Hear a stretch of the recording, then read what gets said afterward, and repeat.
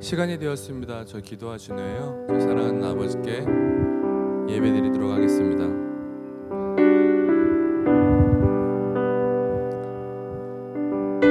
사랑이 많으신 나의 아버지, 너무나 감사를 드립니다. 죽을 수밖에 없는 저희를 목숨을 다해 사랑하여 주시고, 또한 이렇게 너무나 아름다운 날, 아름다운 사람들과 아름다운 공간에서 예배할 수 있게 하심에 다시 한번 감사를 드립니다. 입술로만 찬양하지 않게 해 주시옵소서. 입술로만 경배한다 고백하지 않게 해 주시옵소서. 입술로만 예배한다 고백하지 않게 해 주시옵소서.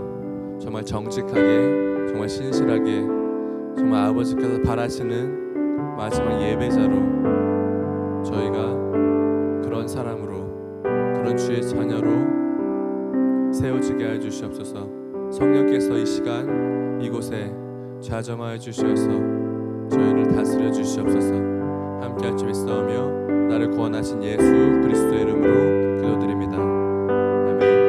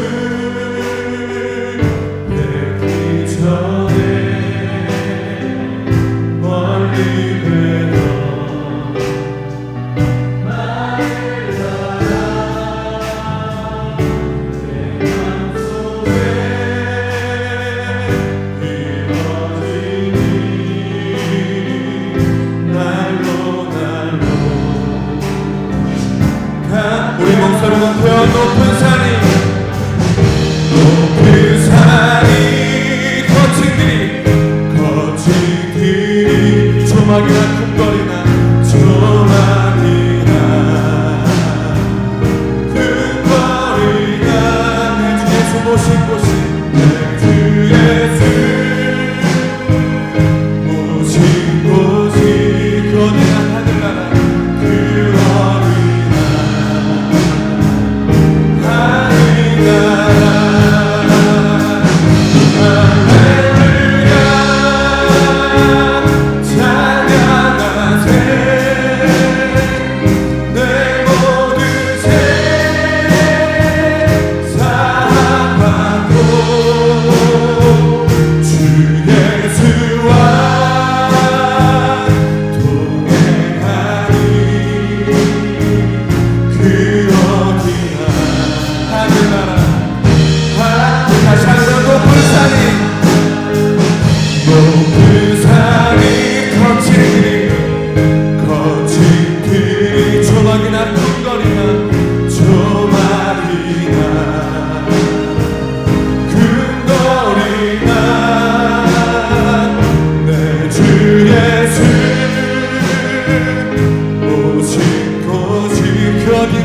하늘나라 그 어디나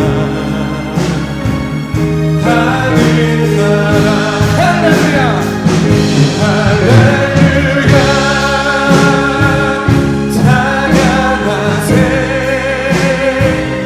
내 모든 죄 사함받고 주 예수와 동행하니 변함 그 어디나 하늘나라 할렐루야 할렐루야 찬양하세 내 모든 죄 사함받고 주 예수와 동행하니 그 어디나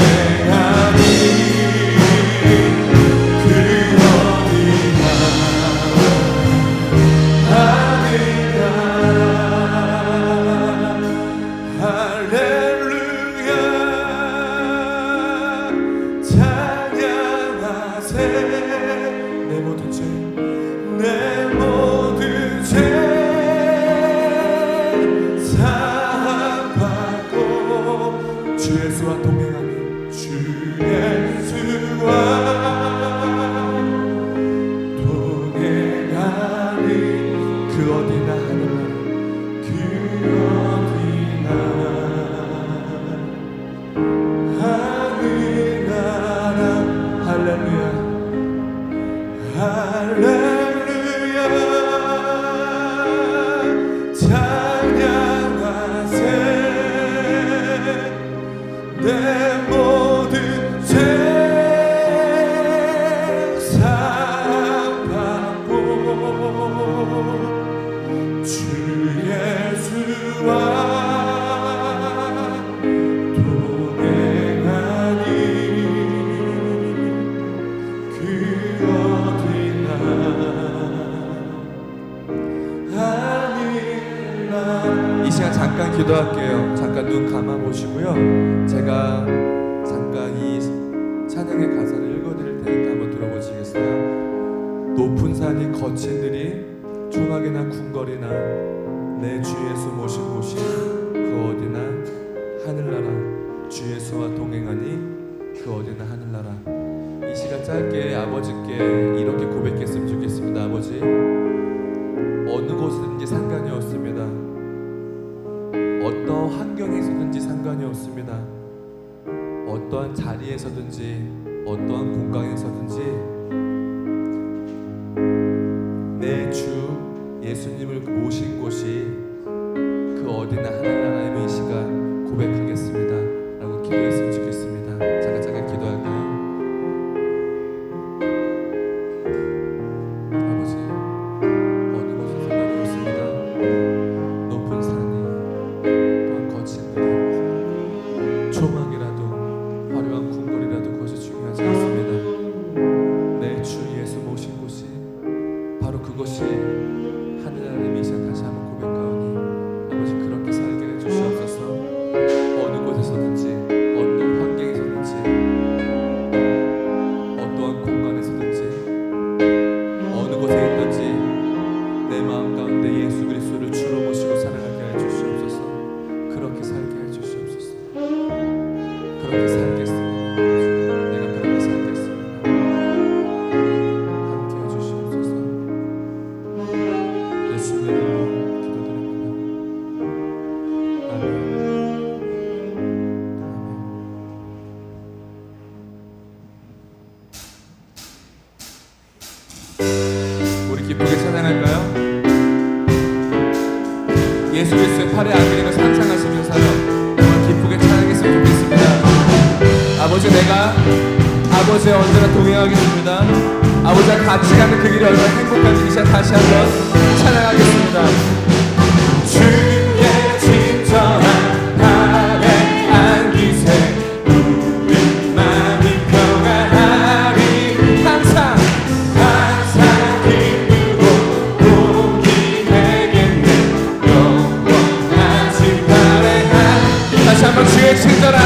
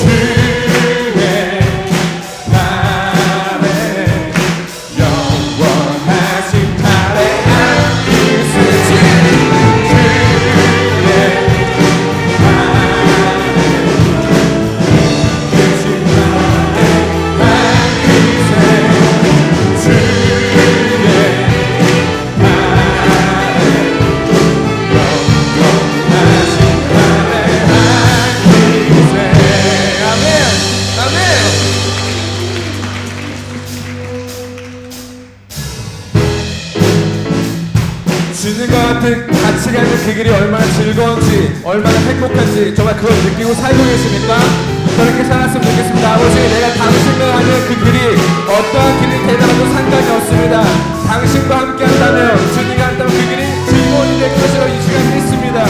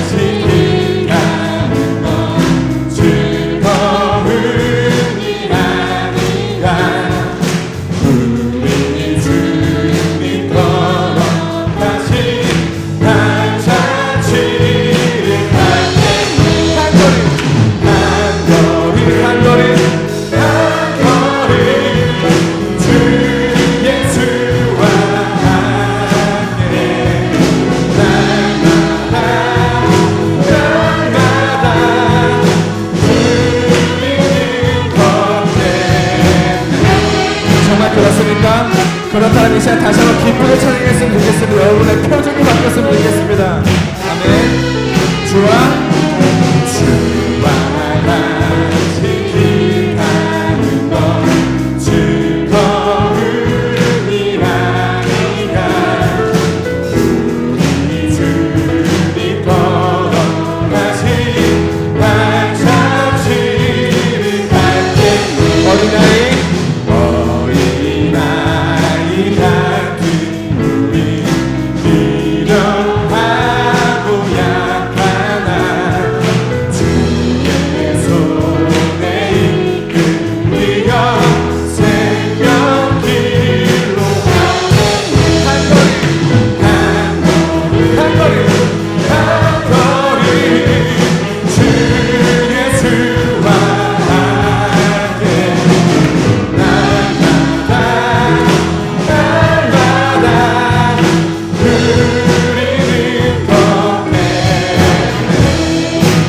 표정 한번 바라보세요. 정말로 행복한 표정이십니까?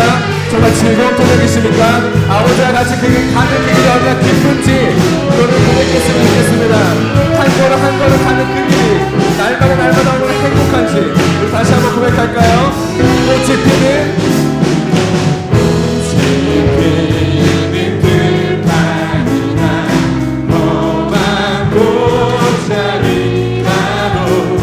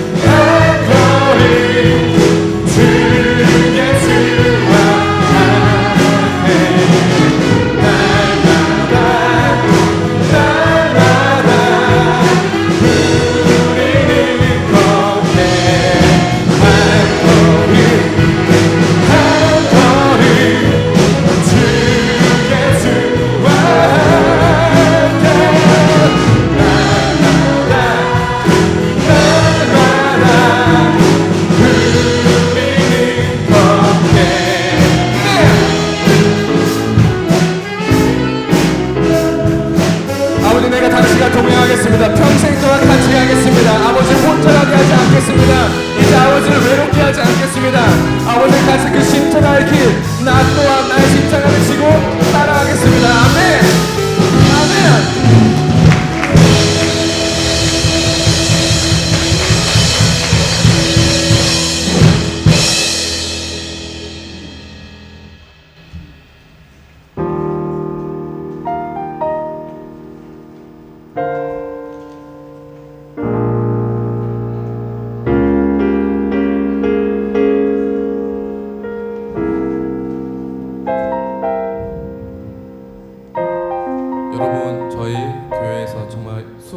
일하시는 영주 형제님께서 올리시는 영상을 보신 적이 있으십니까?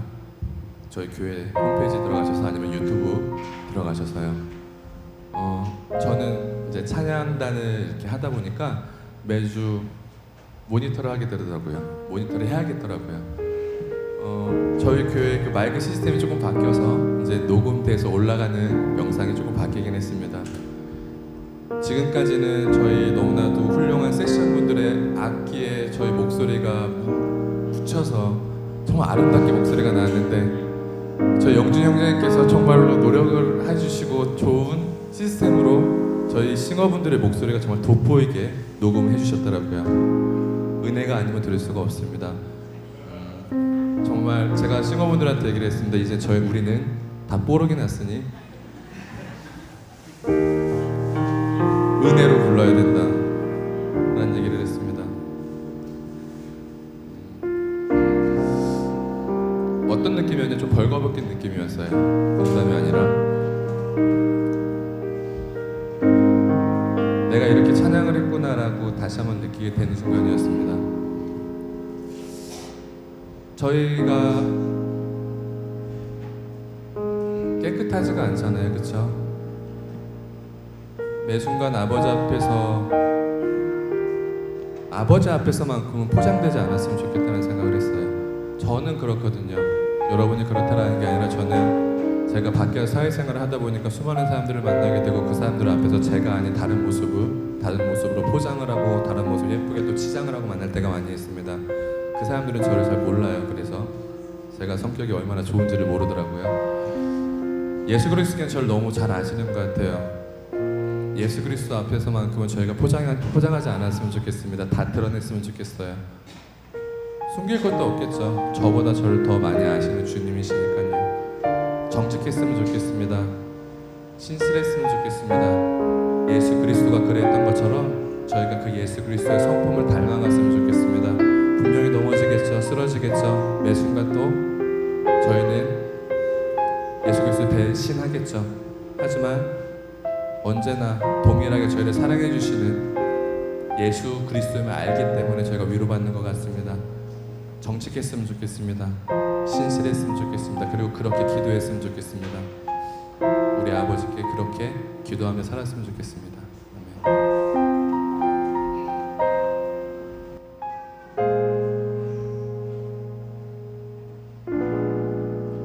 주 사랑 앞에 엎드려 그 인자심 경배 두렵고 친밀한 주님 내 영혼 떨며 기뻐해 주 사랑 앞에 엎드려 그 인자하신 경배 그 인자하신 경배 두렵고 친밀한 주님 내 영혼 떨며 기뻐해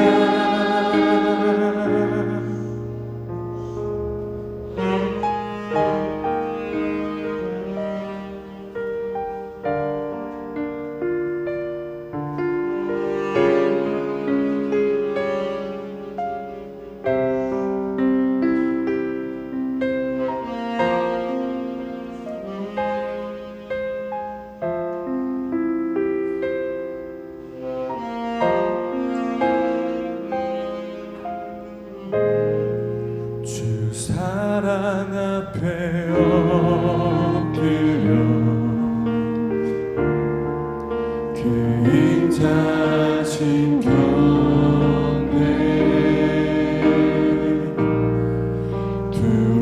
두렵고 친밀한 주님, 내 영혼 떨며 기뻐해. 주 사랑 앞에, 주 사랑 앞에 엎드려 그인 자신 너네 두렵고 친밀한 주님, 내 영혼 떨며 기뻐해. 사랑합니다.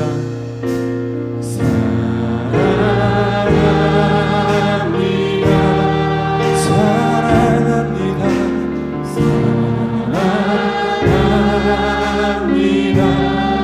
나의 예수님 경배합니다. 내 맘 다해 경배합니다. 사랑합니다. 사랑합니다. 아버지 사랑합니다. 나의 성령님 경배합니다.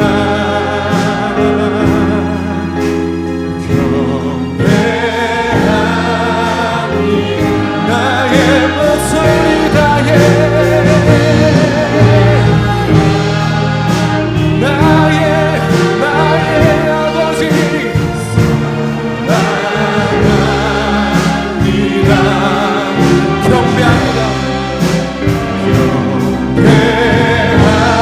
경배합니다. 내 모습 다해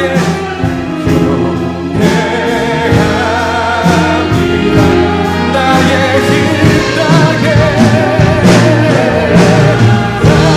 합니다. 아버지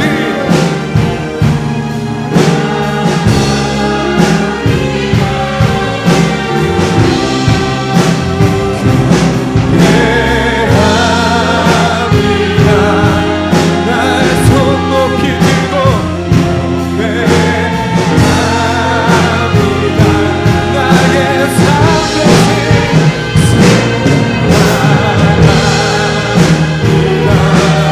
나의 예수님 사랑합니다.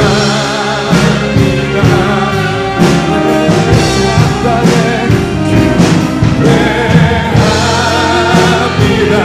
경배합니다. 경배합니다. 합니다. 나의 예수님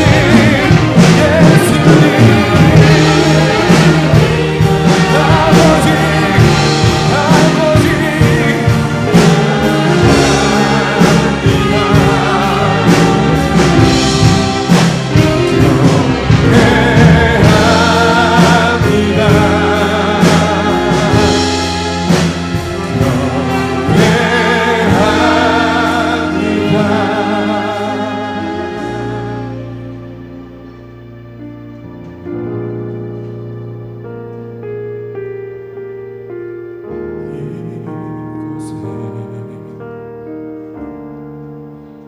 죄인 주 영광 앞에 죽임 당하신 어린 양 영원히 계신 하나님 공의와 사랑 공의와 사랑이 곳에 이 죄인 주 영광 앞에 이 죄인 주 영광 앞에 죽임 당하신 어린 양 죽임 당하신 어린 양 영원히 계신 하나님 사랑합니다. 사랑합니다.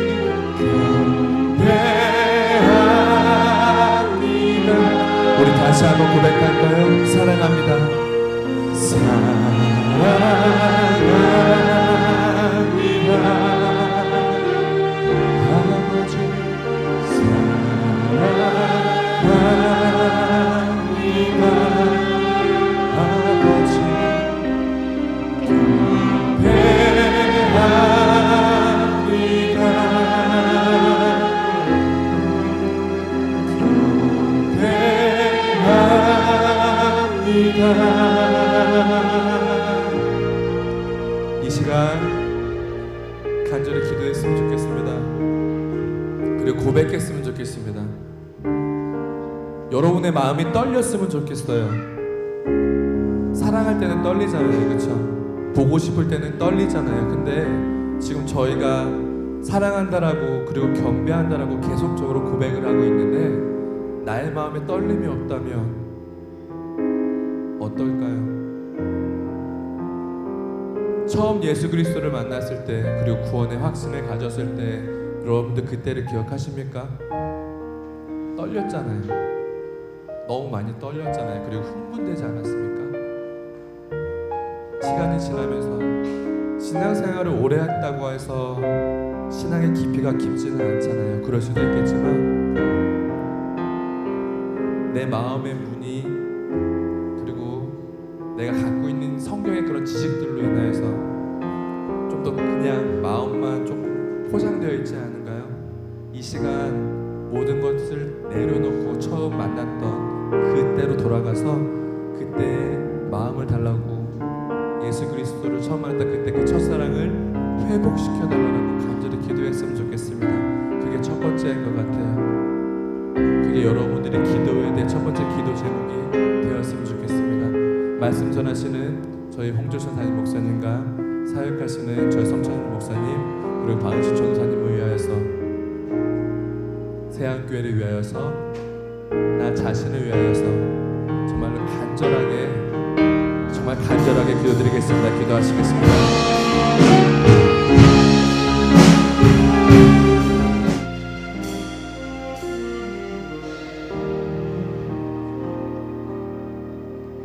사랑이 많으신 하나님 아버지, 복된 주일을 허락하셔서 굳은 날씨에도 주님 전에 나와 예배할 수 있도록 인도해 주심을 감사드립니다.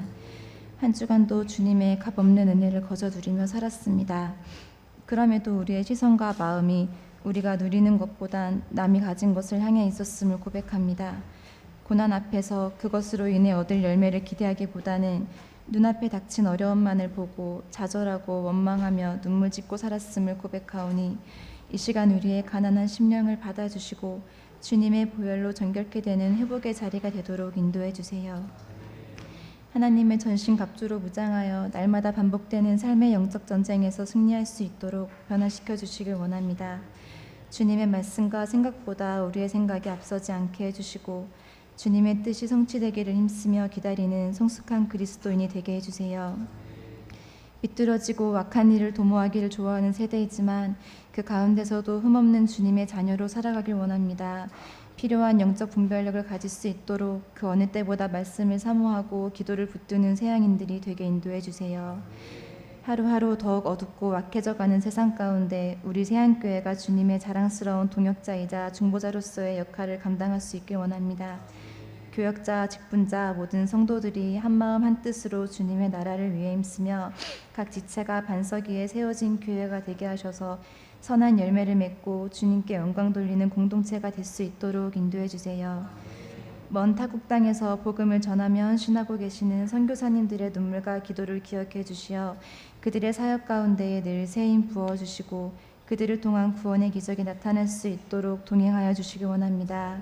저희 세안교회가 그 여정의 든든한 동역자로서의 역할을 잘 감당하도록 도와주세요.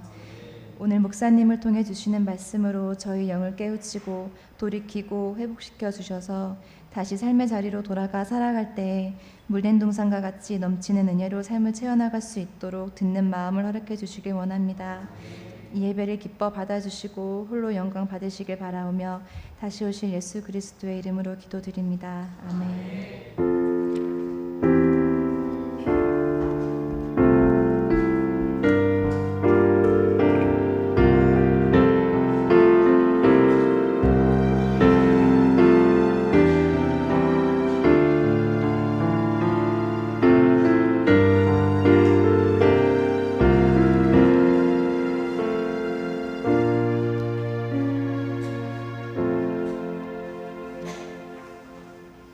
다 함께 일어나서 성경 보도록 하겠습니다. 오늘 우리에게 주신 하나님 말씀은 마가복음 3장 31절부터 35절 말씀입니다.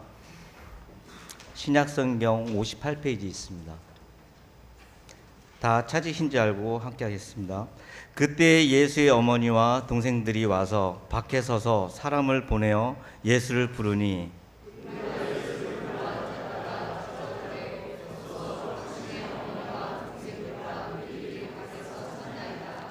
대답하시되 누가 내 어머니이며 동생들이냐 하시고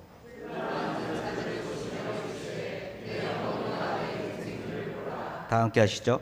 누구든지 하나님의 뜻대로 행하는 자가 내 형제요 자매요 어머니이니라. 아멘. 이 시간 사륜성가대에 나와서 찬양을 해주시고 찬양과 함께 준비하신 예물 하나님께 드리도록 하겠습니다.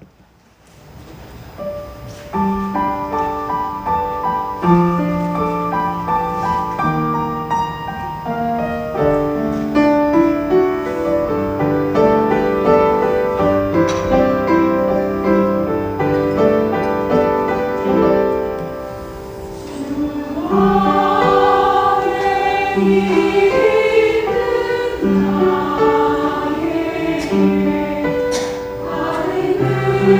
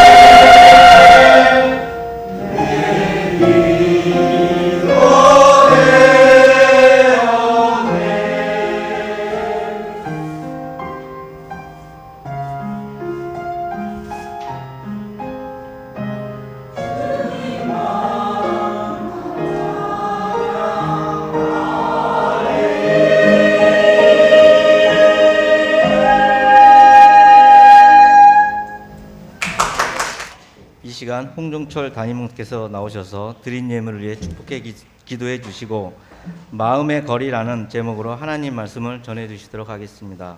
많은 은혜 받으시기 바랍니다.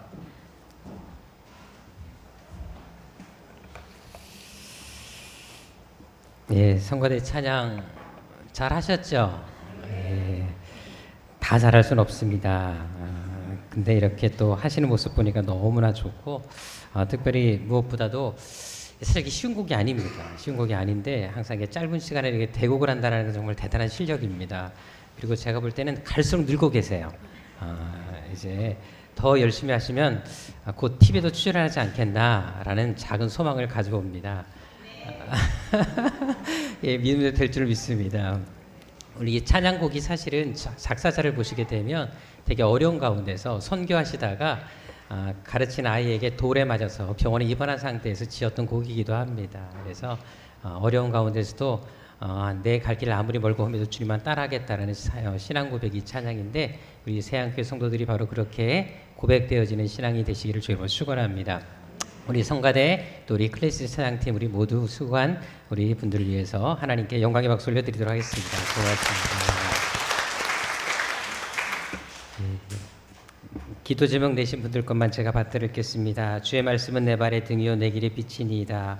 12주 제자훈련 마치게 하심을 감사합니다. 아나니 집사님, 한 주간도 하나님의 은혜와 함께 하심을 감사합니다. 우리 김선영 자매님, 주님 안에 능력 있고 담대하게 하옵소서. 우리 김현주 자매님, 나 예수님 사랑합니다. 우리 김성영 형제님, 축복의 삶을 살게 하소서. 우리 고지영 집사님, 기도하는 삶이 되게 해주세요. 우리 무명으로 들으셨습니다. 우리 기도하도록 하겠습니다.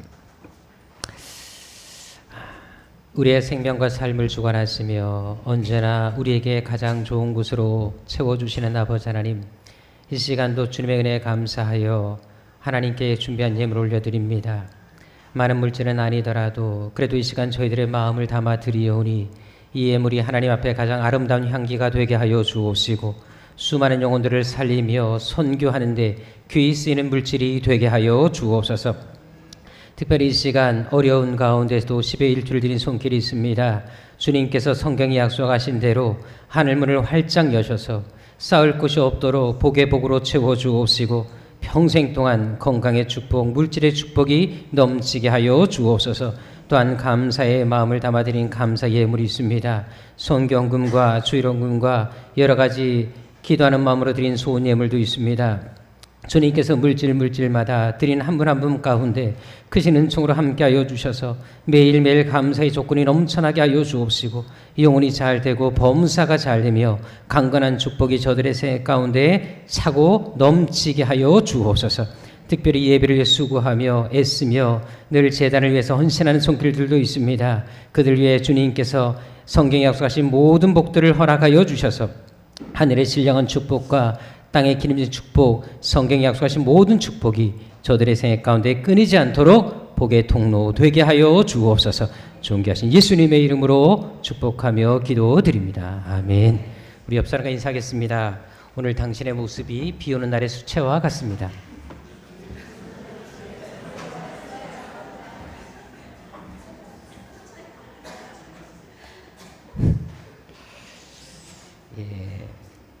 일단 인정하시면 그렇게 믿음으로 될 줄 믿습니다. 저랑 또 함께 인사하겠습니다.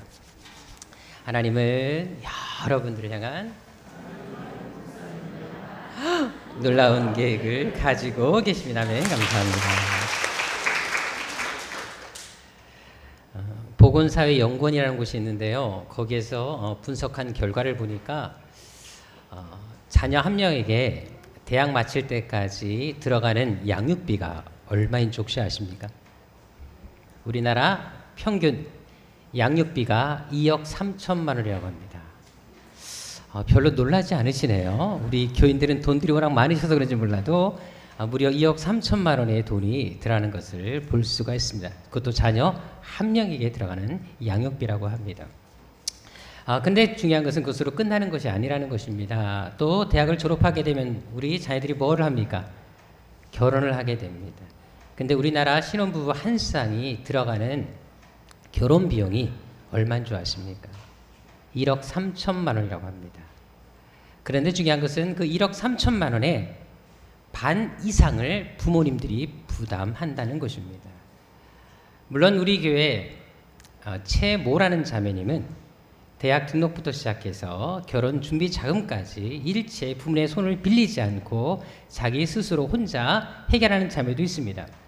하지만 일반적으로는 모든 부모들은 자녀를 평생 뒷바라지한다는 것을 알 수가 있다는 것입니다. 그래서 여러분들 요즘에는 많은 부모님들이 자녀를 적게 낳기를 원하고 있습니다. 실제로 여러분들 3월 20일자 연합뉴스에 보니까 우리나라 미혼 남녀들이 무자식이 상팔자라는 그 사고를 가지고 있는데 무려 10명 중에 4명 이상이 그런 사고를 가지고 있다고 합니다. 그래서 자식을 둔 부모들이 요즘에 그런 말도 한다 그러시더라고요. 태어날 때는 내 아들인데 사춘기가 되면 남남이 되고요. 군대 가면 손님이 되고 장가들면 사돈이 된다라는 말이 있습니다. 특별히 출가시킨 아들은 큰 도둑이고 며느리는 좀도둑이고 손주들은 떼강도라는 말도 있습니다. 그리고 빚진 아들은 내 아들인데 잘난 아들은 나라의 아들이고 돈 잘 버는 아들은 사돈의 아들이다 라는 말도 제가 보았습니다. 그만큼 여러분 오늘날 부모와 자식 관계는 애증의 관계라는 것을 알 수가 있습니다. 그런데 오늘 본문에 보게 되면 바로 예수님의 가족을 통해 그것을 알 수가 있다는 것입니다. 본문에 보게 되면 예수님께서 사역하시는 곳에 이제 가족들이 찾아오는 것을 볼 수가 있는데요. 자, 그런데 여러분 본문을 잘 보시면 알겠지만 예수님과 가족 간의 관계가 어떻게 보이십니까? 좋게 보이십니까? 뭔가 불편해 보이지를 않습니까? 그럼 왜 그럴까요? 그것은 이 가족들이 예수님을 찾아온 이유를 보면 그것을 알 수가 있는데요. 먼저 마가복음 3장 21절을 함께 보도록 하겠습니다. 우리 같이 읽어보도록 하겠습니다. 시작.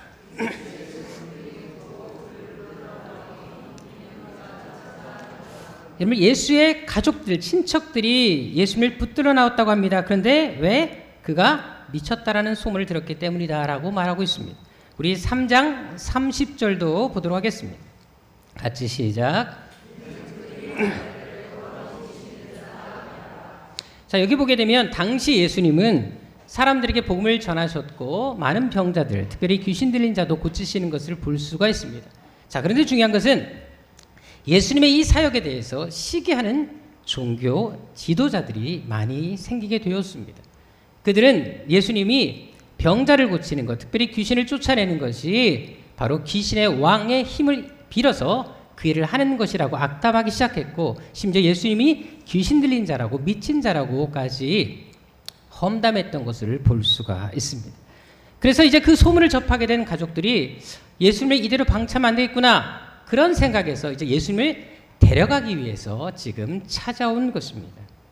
특별히 여기 3장 21절에 예수님을 붙들러 나왔다라는 말을 주목할 필요가 있는데요. 이 단어는 그냥 일반적인 단어가 아니라 데리러 간다는 의미가 아니라 바로 강제적으로 감금시킬 때, 체포할 때 쓰는 단어가 이 단어입니다.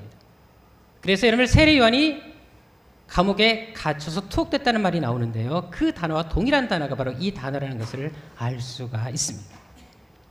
결국 여러분들 당시 예수님의 가족들은 예수님을 그렇게 좋은 감정을 가지고 있지 않았다는 것입니다. 그래서 강제로라도 끌고 가기 위해서 지금 예수님께 나온 것입니다.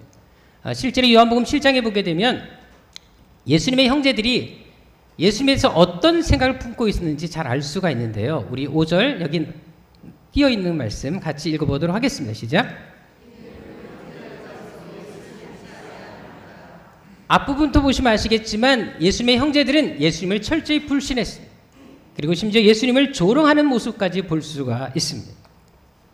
특별히 여기 보게 되면 5절에 예수님을 믿지 않았다는 말을 보게 되면 이것은 일시적으로 믿지 않은 단어가 아니라 지속적으로 계속해서 믿지 않았다는 것을 이야기해 주고 있습니다.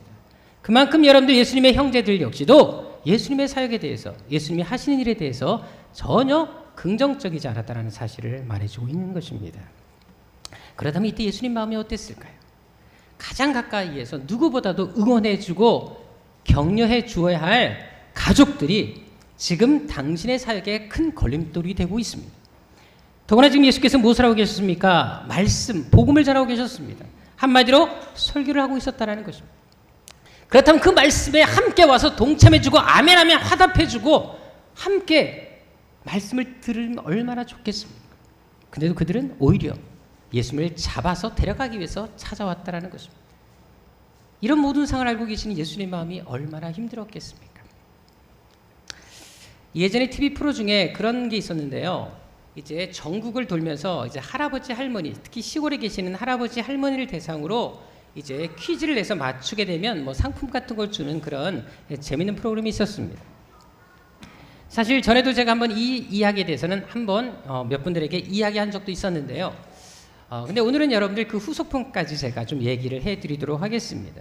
먼저 그 처음 이야기를 하게 된다면 이제 할아버지 한 분이 이제 할머니를 서로 마주보고 이제 답을 딱 보여줍니다. 그러면 할아버지는 그 답을 보고 할머니한테 몸과 그다음에 말을 통해서 열심히 설명하시는 겁니다.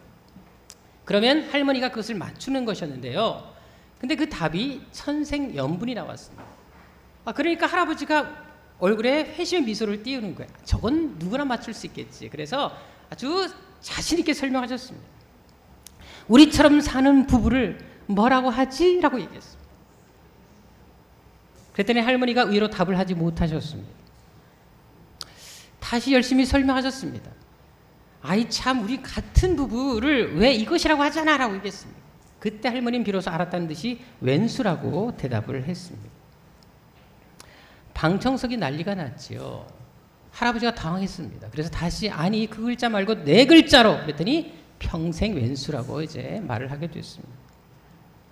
그런데 이제 시간이 얼마 지난 다음에 그 사회자가 할머니께 연락을 하는 거예요. 할머니, 제가 궁금해서 그러는데 다시 태어나도 할아버지가 결혼하시겠습니까? 라고 질문했습니다. 자, 여러분 어떻게 대답했을까요? 결혼한다고 했을까요? 안 한다고 했을까요? 자기 부부상을 가지고 얘기하지 마십시고요. 예.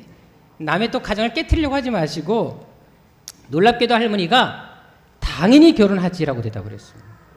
그래서 사회자가 이해할 수가 없어서 할머니 저번에 방송에서 평생 왼수라고 하시는데 왜 그렇게 말씀하세요? 라고 다시 질문했습니다. 그랬더니 할머니가 이렇게 말하시는 것이었습니다. 이렇게 몇십 년을 길들이느라고 힘들었는데 또 새로운 놈을 만나서 힘들게 길들이겠냐고. 그러니까 그냥 사는 게 좋아 라고 대답을 했습니다. 사실 남들보다 더 가까운 부부 사이라 할지라도 가족 관계라 할지라도 늘 좋은 관계 속에서 지낼 수 있는 것은 아닙니다. 때로는 상처를 주고받기도 합니다. 때로는 서로를 힘들게 할 때도 있다는 것입니다. 그래서 가까운 사이일수록 더 상대방에게 말을 잘하고 배려하고 서로 상처 주지 않도록 하는 것이 참으로 중요합니다. 그런데 예수님의 가족들을 보십시오. 본문에 나와 있는 것처럼 배려하는 모습을 전혀 보이지 않습니다. 더구나 지금 한참 예수의 말씀을 사람들이 듣고 있었다면 적어도 말씀 끝날 때까지는 기다려주는 것이 예의가 아니겠습니까? 그런데 오늘 본문에 보게 되면 말씀 중간에도 불구하고 사람을 보냅니다. 그래서 예수님을 호출하는 것을 볼 수가 있습니다. 그만큼 가족들은 예수님에 대한 배려를 전혀 하지 않고 있었다는 것입니다. 그런데 더 이해할 수 없는 것은 바로 어머니 마리아의 행동이었습니다. 원래 여러분들 알다시피 마리아는 어떤 여인이었습니까? 우리가 아는 것처럼 정말 믿음의 여인이라고 알고 있지 않으십니까? 실제로 누가복음 1장 38절에 보게 되면 마리아는 어떤 여인이었습니까? 예수님이 탄생했을 때 천사로부터 직접 예수님이 어떤 분인지에 대해서 들었던 여인이 이 마리아였습니다. 게다가 1장 42절 이하에 보게 되면 엘리사벳을 통해서도 예수님의 특별한 탄생에 대해서 이미 이야기를 들었던 여인이 마리아였습니다. 그뿐만이 아닙니다. 누가복음 2장 19절에 보게 되면 심지어 목자들까지도 예수님의 특별한 출생에 대해서 이야기하는 것을 볼 수 있습니다. 그때 마리아는 누가복음 2장 19절에 어떻게 말씀하고 있는 줄 아십니까? 그 모든 것을 마음속에 두고 있었다라고 이야기하는 것을 볼 수가 있습니다. 다시 말해서 마리아는 사람들이 했던 말 한마디 한마디를 마음속에 새겨두고 있었다라는 것입니다. 더구나 2장 34절 이하에 보게 되면 선지자 시몬을 통해서도 예수님의 특별한 탄생을 또 듣게 됩니다. 또 36절 이하에 보게 되면 선지자 안나를 통해서도 역시 그런 동일한 말씀, 동일한 기도와 예언을 듣는 것을 볼 수가 있습니다. 그래서 누가복음 2장 51절 이하에 보게 되면 예수님의 어린 시절에도 예수님은 항상 어떤 행동을 하실 적이 있었는데 그때마다 어머니는 그분의 행동 하나하나에 관심을 가지고 지켜보았던 것을 알 수가 있습니다. 그때도 예수님이 하셨던 말씀 한마디 한마디를 가슴에 담아두었다라고 표현한 것을 볼 수가 있습니다. 그뿐만이 아닙니다. 요한복음 2장에 어떤 사건이 벌어집니까? 예수님께서 가나의 혼인잔치에서 물을 포도주로 만드는 기적을 최초로 행하셨습니다. 근데 그 기적의 원인 제공자가 누구였습니까? 어머니 마리아였습니다. 없는 것을 있게 할 수 있는 그 믿음을 가진 여인, 심지어 여러분 기적을 일으키는 통로가 됐던 여인이 이 어머니 마리아였다라는 것입니다. 자, 그런데 지금의 모습을 보십시오. 예수님을 잡으러 온 가족들 중에 이 마리아가 포함되어 있었다라는 사실입니다. 이것은 무엇을 말하는 것일까요?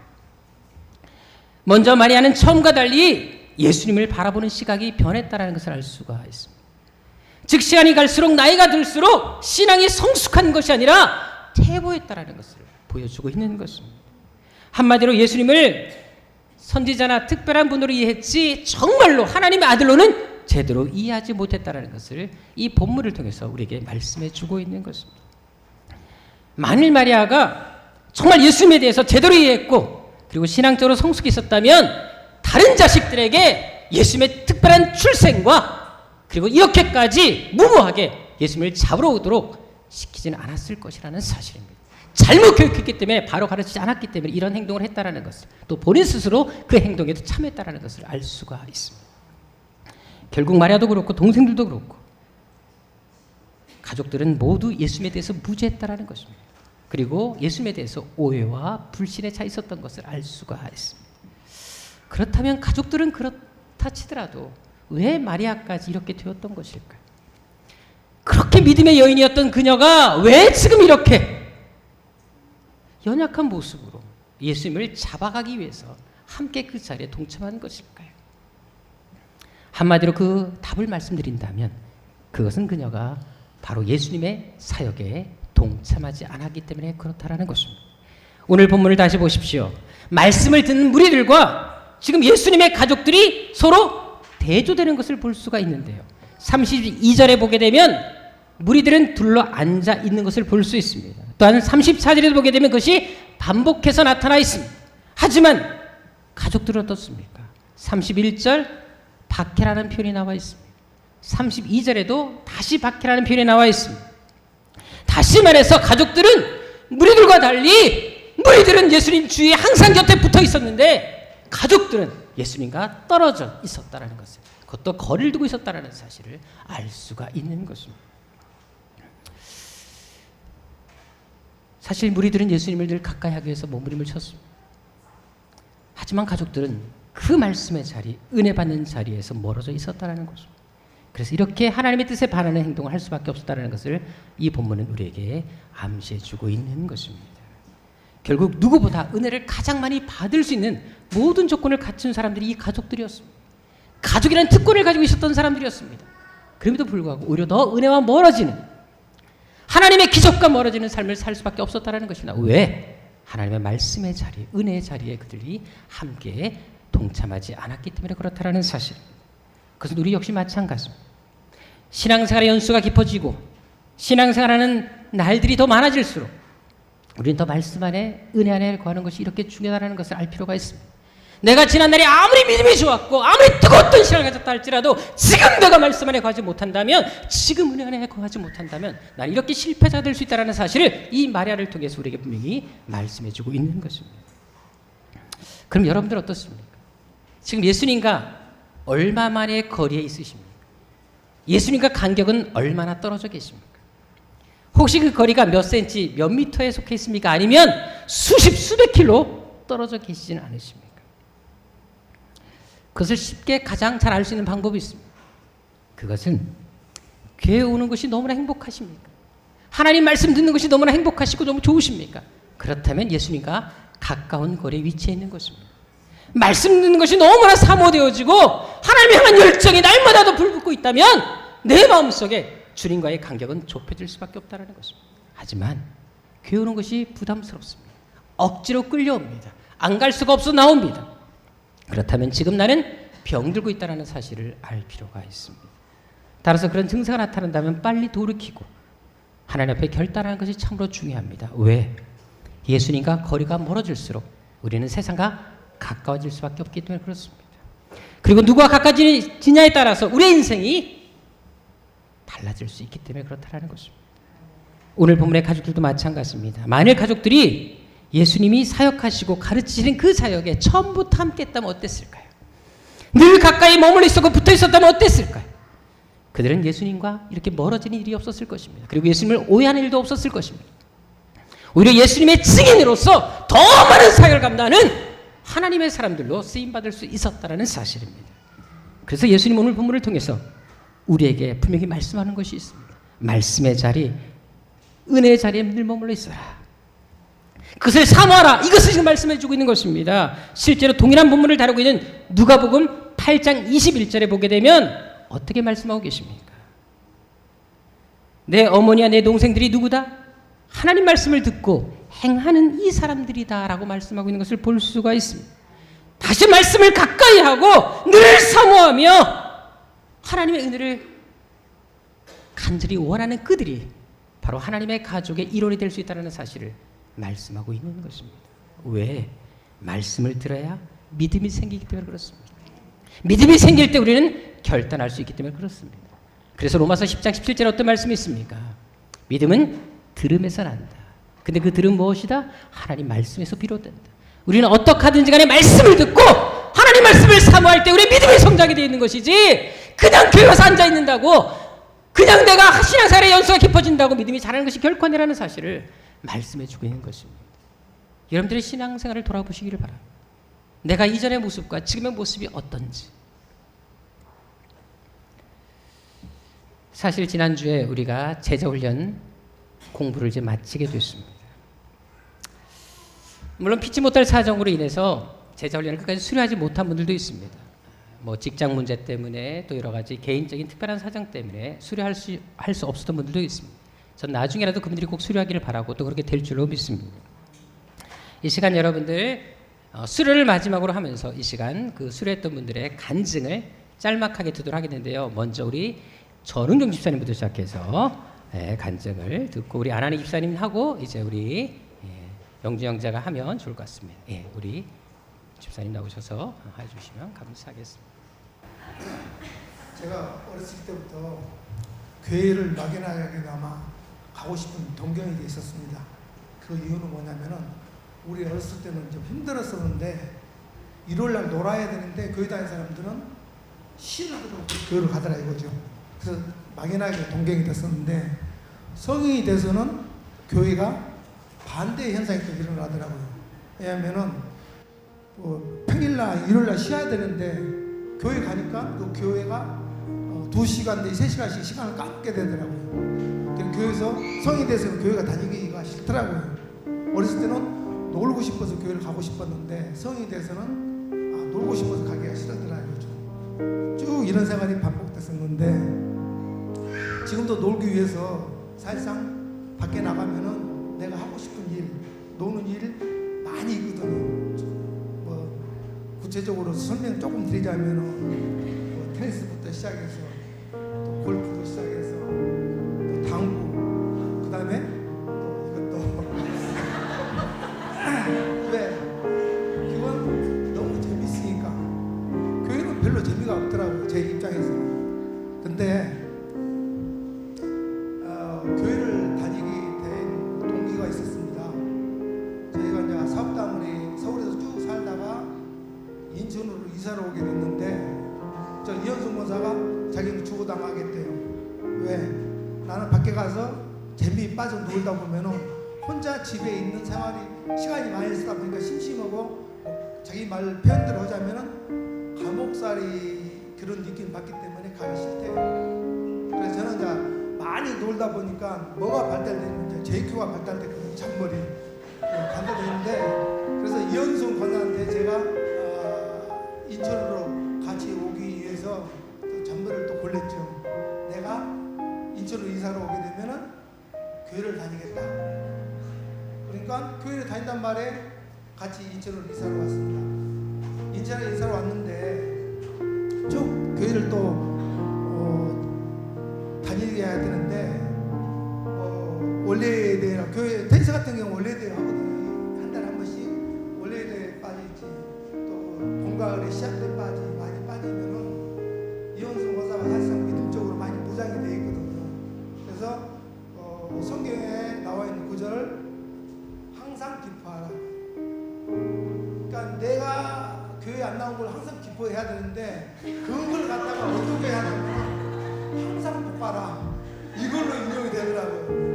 또 쉬지 말고 기도하라 이런 말이 있는데 쉬지 말고 쪼아라. 범사에 감사하라. 쉬지 말고 쪼고 바꿔라. 이게 반복되다 보니까 제가 교회를 안 다닐 수가 없는 이런 또 환경이 처하더라고요. 왜? 일주일에서 2시간에 3시간만 투자를 하게 되면은 일주일이 편안해지니까 그래도 교회를 다니는 게 낫겠다는 판단에 또 제 교회가 회달되다 보니까 한 달에 교회를 다니게 됐었습니다. 다행인데 제가 우리 아까 목사님 박 목사님 설명해주면 인도 한 며칠 만에 우리가 인도를 가기는 열을 갔지만은 박 목사님 상당히 한 며칠 만에 동호수인 나한테 팬으로 생겼거든요. 제가 가면 엄마 소리 엊그저께 한번 들어보셨을 거예요. 그리고 또 교회에서도 저 팬이 이렇게 생기잖아요. 저 홍선땡 저 팬이 생기는데 제가 사이에서 팬이 얼마나 많겠어요. 너무 많거든요. 그래서 교회보다는 사회 쪽으로 신경을 쓸 수밖에 없고 믿음 쪽으로 발을 생기려 생길 수가 없잖아요. 이런 생활을 쭉 반복해 들어왔는데 제가 인도 선교 갔다 오면서 조금 다시 한번 인생을 생각할 수 있는 계기가 됐습니다. 그 계기가 뭐냐면은 잘못된 믿음, 올바르지 않은 생활에 얼마나 생활이 불편하다는 걸 조금 많이 느꼈습니다. 그리고 결정적으로 국내 선교 여행이랄까 이걸 갔다 오면서 하나님이 복음을 전하기 위해서 멀리 선교사님들이 왔는데 그때는 우리 1800년 후반때 1900 초반때 얼마나 못 살았어요. 지금은 인도는 너무 선진국이더라고 보니까 선교사님 제가 이런 얘기 선교사님 신생활을 했는데 선교사님은 그때에 비해서는 호텔 생활하시는 거예요. 근데 그때 당시 우리 한국 생활은 막 전염병이 너무 남발해가지고 잘못되면 죽고 또 목 잘리고 막 이런 환경에 대해서도 복음을 전하기 위해서 그 선교사님이 쓰는 이런 거 마찰치를 이렇게 느끼면서 야 하나님 뜻이 분명히 뭔가 있구나를 조금 느꼈습니다. 그리고 나서 이번에 제자 훈련을 통해서 뭘 느꼈냐면은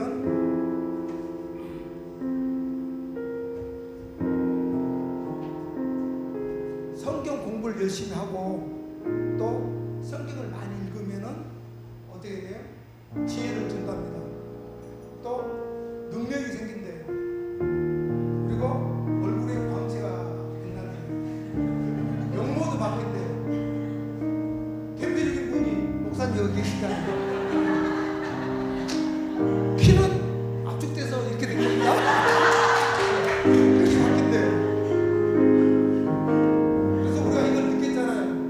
그래서 영모 부족하신 분들, 능력 없으신 분들 성경 공부하시면 되는 거예요. 우리가 그거 배웠잖아요. 배운 대로 써먹어야 되잖아요. 그리고 성경을 읽으면은 부족한 걸 또 채워주신대요. 뭐냐면 이거 과업 많이 쓰는 분. 저 우리 회장님 옛날에 많이 성경 공부 많이 하셨죠? 네. 바로 이게 줄어듭니다. 그리고 노름, 분노가 많으신 분, 누군지 얘기하면 안 되겠지만 분노 많으신 분 성경 공부를 하세요. 쭉 내려간답니다. 거짓말. 특히 제가 여기서 성경 공부를 하면서 느꼈던 건 가족 소홀히 하는 것을 좀 이렇게 많이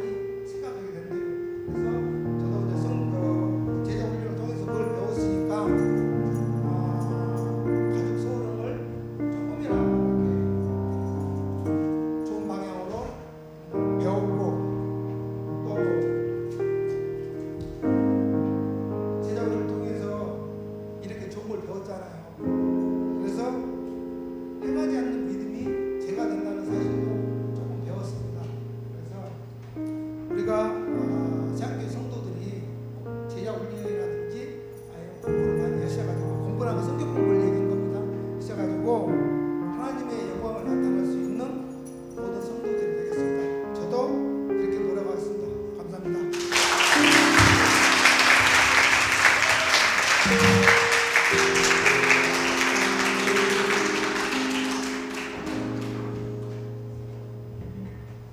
안녕하세요.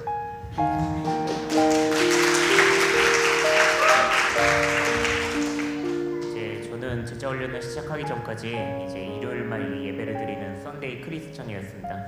항상 이 점심 식사도 안 먹고 바로 이 예배 끝나면 도망가듯이 이제 집에 가는 그런 크리스천이었는데요.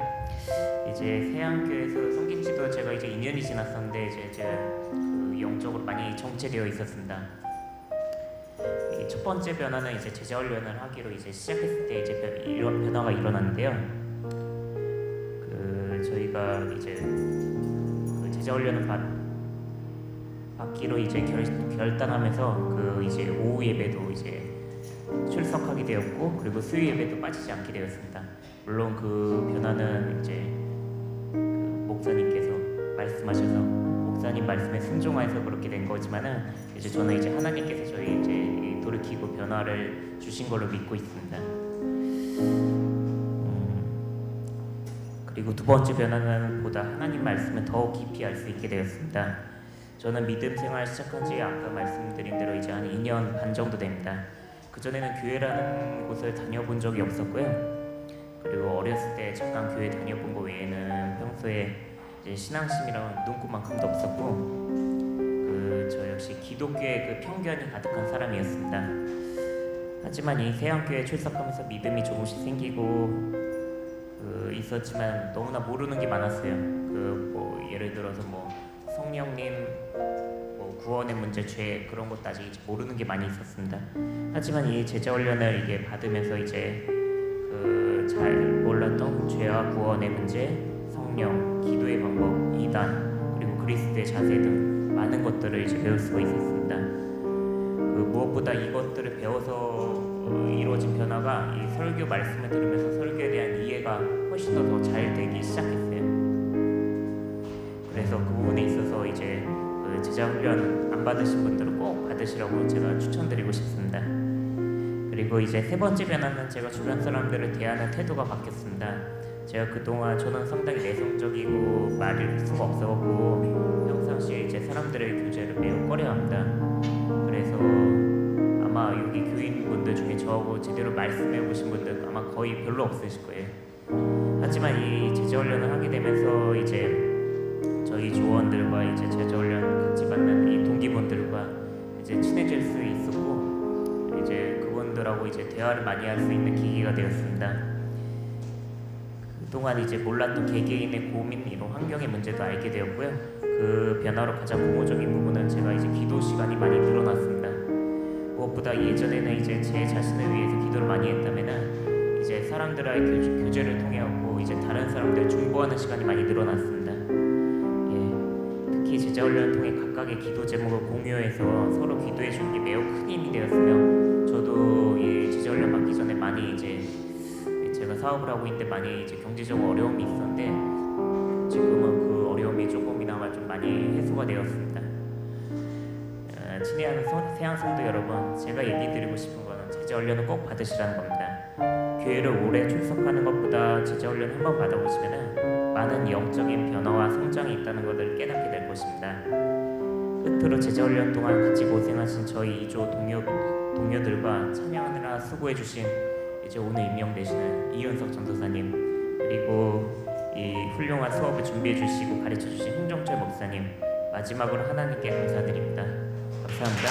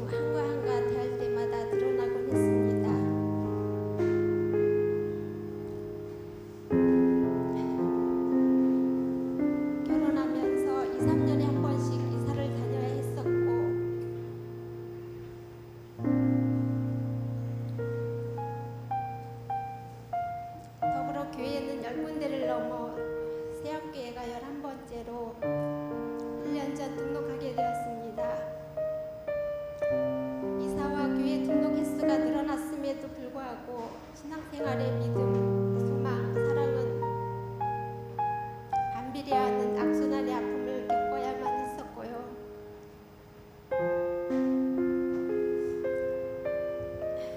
작년 제자훈련 중간 부분부터 접하게 되었을 때 나의 머릿속과 마음속, 가슴에 담아져 있는 하나님의 말씀은 입으로 표현할 수 있는 게 너무도 없음에 적잖이 실망을 해야만 했습니다. 지금에서야 깨달은 것은 길고 긴 신앙생활이었지만 썬데이 크리스찬으로만 살았기에 발전 없는 제자리 걸음 수준에 머물러 있었다는 것입니다. 그 자리에서 주저앉기도 했었고 앉아서 울기도 했었고 아예 누워버리기도 했던 제가 한없이 부끄럽습니다. 그 수많은 시간들을 하나님을 믿노라 말하면서도 하나님을 위해 살기보다 내 자신의 환경에만 만족하며 살아왔었던 제가 부끄럽기만 합니다. 게다가 하나님께서 주신 선물 아들, 딸조차 소중히 여기지 못하고 방치하여 결국은 하나님과 거리가 멀어지게 만들어버린 어리석음으로 지금까지 마음이 아픈 상처로 남아있음도 부끄럽습니다. 하나님 말씀을 가까이 하지 않은 상태에서 기도라는 하나만으로 신앙생활의 모든 것을 다 채우려고 했던 어리석음도 부끄럽습니다.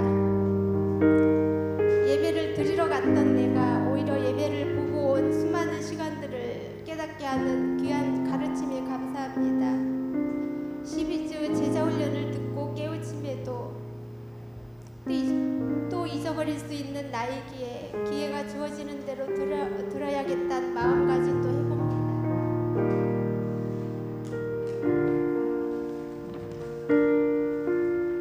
하나님께서 나를 쓰시기까진 긴 시간이 필요로 하신 듯합니다. 순종하는 마음이 부족하고 헌신과 봉사하려는 마음 상태도 누군가 채워주어야만 하는 것으로 알고 있고 하나님 말씀이 소중하고 귀하다는 것 또한 갈급해하지 않은 제게 하나님께서는 하나씩 아름답지 못한 추한 것들을 내려놓게 하는 그런 과정들을 배우게 하시고 깨우치게 하십니다. 오직 주님만 바라보고 의지하며 주님만 쫓아 살아가는 변화된 삶을 살도록 제자훈련을 통해 알게 하신 하나님께 감사드립니다. 주님을 다 이해할 수 없을 때라도 감사하면서 날마다 순종하며 온 마음 다해 주님을 알고 섬기며 사랑할 수 있는 마음과 믿음을 갖게 되길 소망합니다. 감사합니다.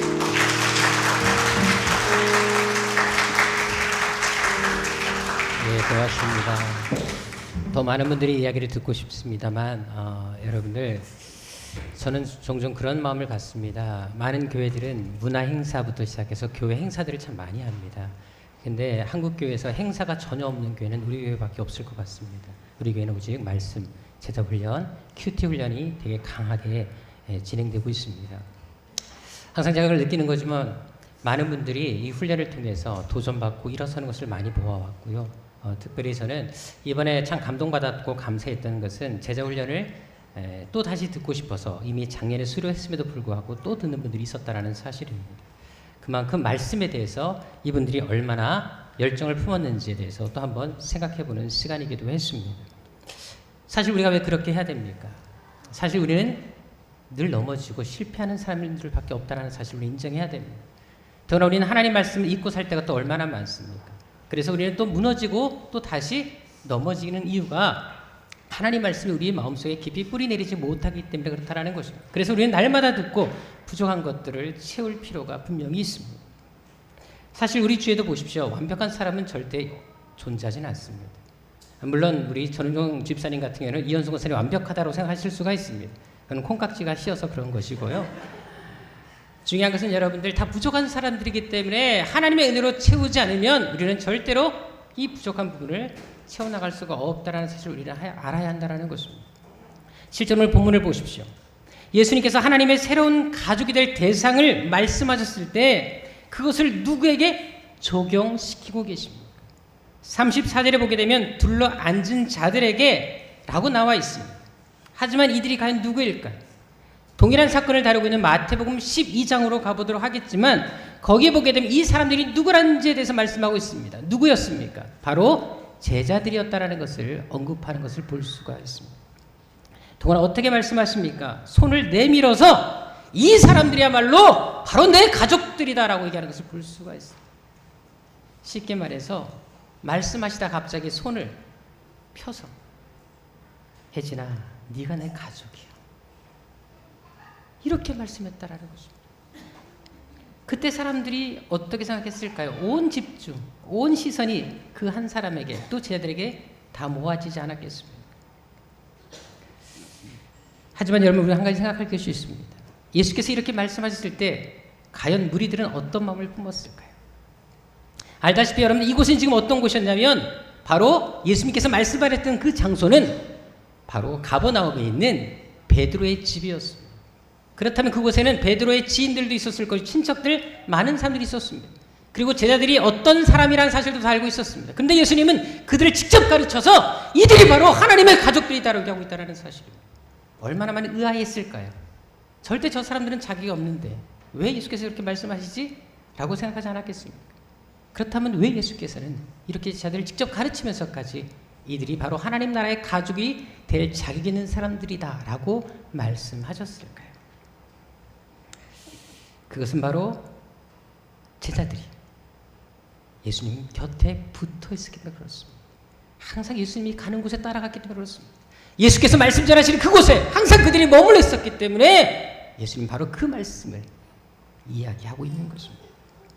다시 말해서 가족들도 예수님을 따라잡는 상황에서 종교 지도자들까지도 예수님을 대적하는 상황에서 그래도 제자들만큼 끝까지 예수님 곁에 붙어 있었기 때문에 예수님께서는 바로 이들이 하나님의 가족들이다. 비록 지금은 너무 부족하고 연약한 사람들이지만 정말 사람의 세상의 기준에서는 미달되는 사람이지만 하나님 말씀에 은혜를 삼은 이 사람들이기 때문에 이들이야말로 하나님의 가족들이다라고 말씀하고 있는 것입니다. 중요한 것은 실제로 그들이 어떻게 되었습니까? 이렇게 끝까지 예수님께 붙어 있었을 때 그들은 어떤 인물이 됩니까? 세계를 변화시키는 하나님의 주역들이 됩니다. 수많은 사람들에게 도전주는 하나님의 사람이 됐다는 사실을 알 필요가 있습니다. 바로 예수님 곁에 머물러 있었기 때문에 끝까지 붙어 있었기 때문에 늘 말씀 안에 머물러 있었기 때문에 이들은 부족했고 연약했지만 자격 미달인 사람이었지만 세계의 중심의 사람들이 되었다는 사실입니다. 이 시간 함께 영상 마지막으로 하나 보도록 하겠습니다.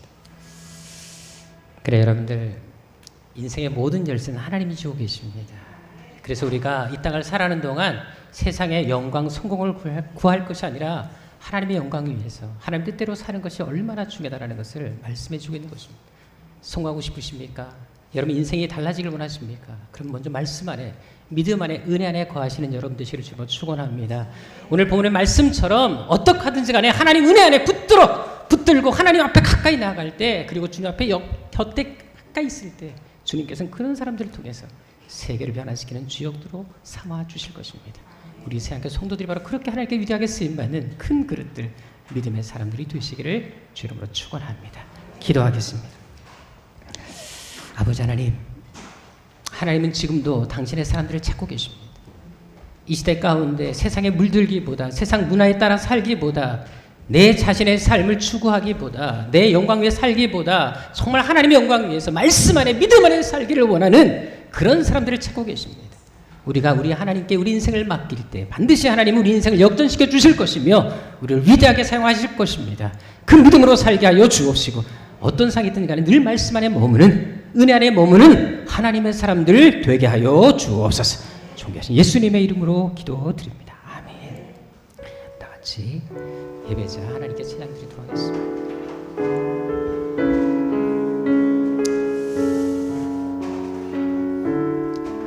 우리 새한교회 성도들만큼은 정말 다른 길, 세상 사람들이 가는 그 길이 아닌, 일반 성도들이 그냥 편한 대로 살고자 하는 그 길이 아닌, 좀 온전히 하나님께서 원하시는 그 길을 걸어가시는, 세상의 어떤 유익보다도 그저 바보처럼 하나님의 길을 묵묵히 갈 수 있는 여러분 되시면 좋겠습니다. 아무도 예배하지 않는 그곳에서 주를 예배하리라. 아무도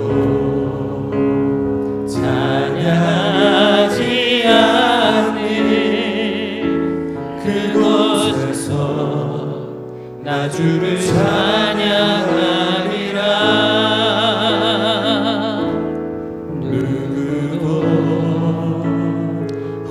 헌신하지 않는 그곳에서 주께 헌신하리라. 누구도 증거하지 않는 그곳에서 나 주를 증거하리라. 내가 밟는 모든 땅 주를 예배하게 하소서. 주의 보혈로 덮어지게 하소서. 내가 선이고 주의 거룩한 곳 되게 하소서. 주의 향기로 물들이소. 내가 밟는 모든 땅 주를 예배하기를 원합니다. 내가 밟는 모든 땅 주를 예배하게 하소서. 주의 보혈로 덮어지게 하소서. 내가 선이고 주의 거룩한 곳 되게 하소서. 주의 향기로 물들이소서. 그래, 여러분들 지금 여러분들이 가지고 있는 최대의 관심사가 무엇입니까? 무엇을 위해 여러분들이 가진 열정을 쏟아내고 있으십니까? 다시금 말씀 앞에 돌아와야 하지 않겠습니까? 진정한 예배자로 서야 하지 않겠습니까? 이 시간 기도합시다. 하나님, 먼저 내 안에 자리 잡고 있는 세상적인 욕심들 끊어내게 하여 주옵시고, 하나님과 멀어지게 하는 영적 나태함, 영적 게으름을 예수의 피로 씻기게 하여 주옵소서. 다시금 내 안에 하나님을 향한 열정이 회복되게 하여 주옵시고, 말씀에 대한, 은혜에 대한 열정이 되살아나게 하여 주옵소서. 그래서 우리가 늘 기도하는 것처럼 이 시대 마지막 남은 하나님의 자부심이 되게 하여 주옵시고, 하나님의 자존심을 세워드리는 그런 성도다운 성도 되게 하여 주옵소서. 나도 세상의 존귀한 자 이름처럼 그렇게 위대하게 쓰임받는 삶이 되게 하여 주옵소서. 바로 나를 통해 여긴 우리 새한교회 성도를 통해 이 일들이 이루어지게 하여 주옵소서. 우리 간절한 마음으로 주여 세움을 외치고 정말 그렇게 쓰임받게 달라고 기도하도록 하겠습니다. 주여, 주여, 주여. 아버지 하나님, 정말 하나님 앞에 쓰임받기를 원합니다. 아버지 하나님, 이 시대 정말 하나님의 사람들로서 세상에 존귀한 자 이름처럼 쓰임받기를 원합니다. 하나님 앞에 귀한 이름 되기를 원합니다. 하나님 인정하시는 사람 되기를 원합니다. 아버지 하나님, 우리 새한교회 성도들 한 사람 한 사람 그런 사람이 되게 하여 주옵소서. 그 어떤 것보다 하나님의 은혜를 사모하게 하여 주옵시고, 하나님의 말씀을 사모하는 삶이 되게 하여 주옵소서. 아버지 하나님, 세상의 성공, 세상의 유익을 위해 살기보다 먼저 하나님께서 원하시는 삶 위해 살아갈 수 있도록 도와주옵소서. 그래서 우리 사랑하는 새한교회 성도를 통하여 우리 아버지 하나님 교회가 이 뜻이 이루어지며 수많은 사람들이 도전 주며 수많은 사람들에게 하나님 역사를 보여주는 정말 이 시대 산 승인이 될 수 있도록 인도하여 주옵소서. 지금 우리 하나님 이렇게 은혜 받을 수 있는 그 기회가 있을 때 아버지 은혜를 놓치지 말게 하여 주옵시고, 병들기 전에 아무나게 없다 하기 전에 더 하나님 은혜를 삼는 저희들 되게 하여 주옵소서. 그래서 우리 하나님 새한교회 성도들만큼은 정말 하나님 이 시대 하나님의 사람들, 정말 하나님께서 기뻐하시는 사람들, 하나님이 쓰시니 합당한 사람들이 되게 도와주셔서 아버지의 수많은 사람 소중한 인생, 아버지 하나님 살아계신 역사를 보여주는 산증인 될 수 있도록 인도하여 주옵소서. 이 시간 우리 교회에서 기도하도록 하겠습니다. 하나님께서 세우신 이 교회가 이 시대 하나님의 기적의 통로 되기를 원합니다. 특별히 새한교회 구원의 업기로 작정한 영혼들을 보내주옵시고, 복음과 선교를 위해서, 하나님 나라 위해서 말씀 안에 정말 붙어 살 수 있는 그런 사람들이 세워지고 일어나게 도와주옵소서. 특별히 우리가 기도하는 비전처럼 12, 70, 300의 비전 반드시 이루어지게 도와주시되 우리 사랑하는 성도를 통해 이것이 이루어지게 도와주옵시고 그래서 우리 하나님 세계 선교사님들을 후원하며 선교센터를 세워나가는 일들을 우리 소양교회 감당할 수 있도록 도와주옵소서. 또한 우리 하나님 전국 곳에 교회를 세워나가는 놀라운 하나님의 개척 멤버들이 이 자리에서 일어나게 도와주옵소서. 우리를 사용하여 주옵소서. 우리 세양교회 성도를 세워주옵소서. 바로 우리를 통해 이 보혈 역사가 시작되게 하여 주옵소서. 우리 간절한 마음으로 주여 세번에 치고 기도하도록 하겠습니다. 주여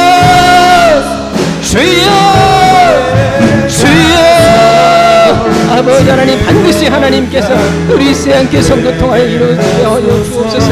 일들이 속히 이루어지게 하여 주옵소서. 응답하게 도와주옵소서.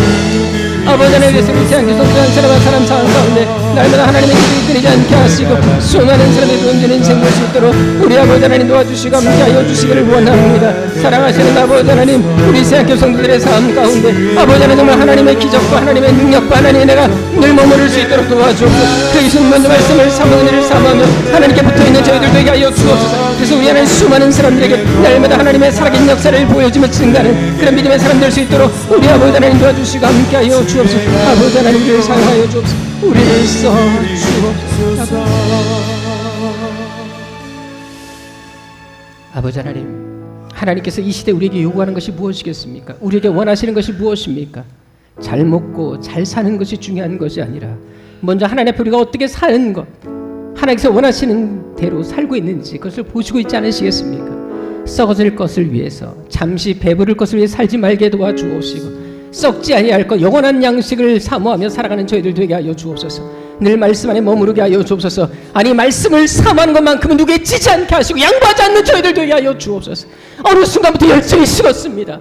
교회를 사랑하지 않습니다. 교회에 나오는 발걸음이 줄어들고 있습니다. 아버지 하나님, 다시금 세상 일에 바쁘게 살기보다 내 모든 삶을 정리하고 다시금 하나님 앞에 새로운 삶을 살아가는 결단이 우리 가운데 일어나게 도와주옵시고 그래서 세안교회 성도 한 사람 한 사람 통하여 하나님의 위대한 인물들이 다 배출되게 하여 주옵시고 세계 수많은 간증자들이 일어날 수 있도록 도와주옵소서. 우리를 사용하여 주옵소서. 우리를 써 주옵소서. 우리가 그 주역들이 되게 하여 주옵소서. 이 시간 간절히 비옵기는 우리의 생명 되시 우리 모든 것 되시는 우리 주님 예수 그리스도의 은혜와 우리를 향한 위대하고 놀라운 계획을 가지고 계신 우리 아버지 하나님의 지극하신 사랑하심과 우리 마음 가운데 그 뜨거운 하나님의 사랑과 목적과 계획을 알게 해주시는 성령님의 감화감동하심과 교통하심, 인생의 어떤 시련과 위기와 아픔과 바쁜 일정 가운데서도 말씀을 더 사모하며 은혜 안에 머무르기를 원하는 여기 모인 당신의 거룩한 백성들 머리 위에 이제부터 영원토록 함께 있을지어다. 아멘.